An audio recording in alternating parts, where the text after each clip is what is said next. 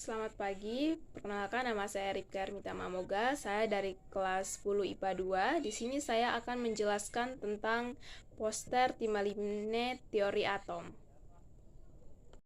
Yang pertama yaitu dimulai dari Demokritus tahun 460-370 sebelum Masehi. Menurut Demokritus, materi tidak dapat dibelah secara terus-menerus. Pembelahan materi akan sampai pada suatu tingkat yang tidak dapat dibagi lagi, disebut atom. Kata ini berasal dari bahasa Yunani atomos, a tidak dan tomos terbagi.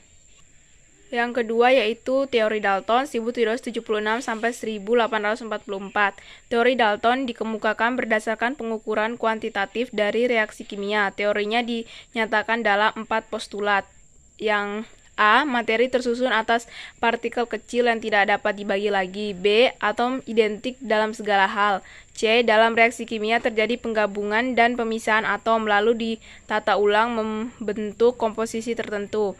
D. Atom dapat bergabung dengan atom lain untuk membentuk molekul dengan angka perbandingan bulat dan sederhana.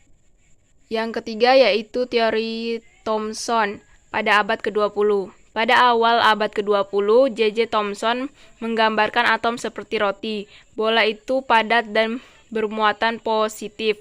Menurutnya atom harus mengandung elektron.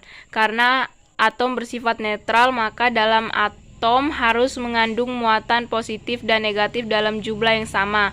Oleh karena itu, menurut teori atom Thomson, atom terdiri atas materi bermuatan seperti roti kismis.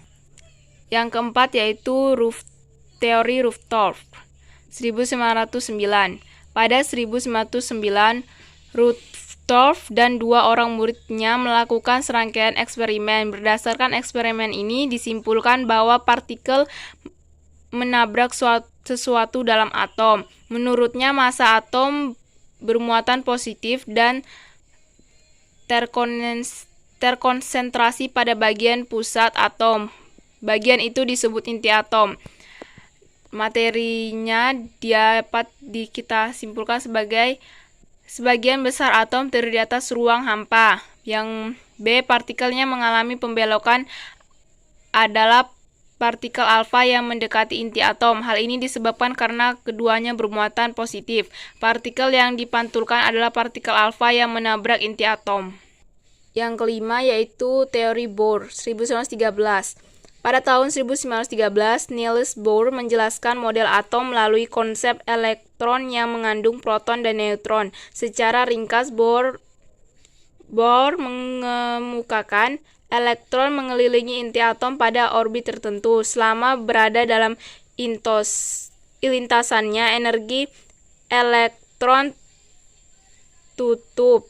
Elektron hanya berpisah dari satu lintasan stasioner ke lintasan stasioner lainnya dengan menyerap atau memancarkan energi sesuai dengan Planck. Lintasan stasion elektron yang diperbolehkan memiliki momentum sudut kelipatan dari H/2π atau pi 3,14.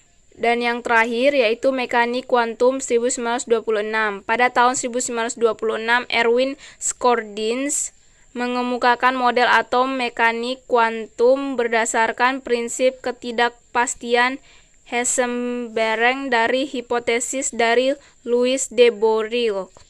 Teori atom mekanik kuantum dinyatakan: A. Atom terdiri atas inti atom, proton dan neutron, dan elektron yang mengelilinginya pada orbit-orbit tertentu.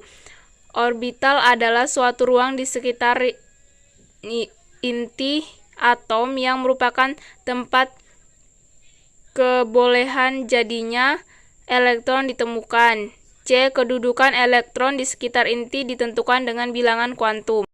Sekian video penjelasan poster Timaline teori atom dari saya. Selamat pagi dan terima kasih.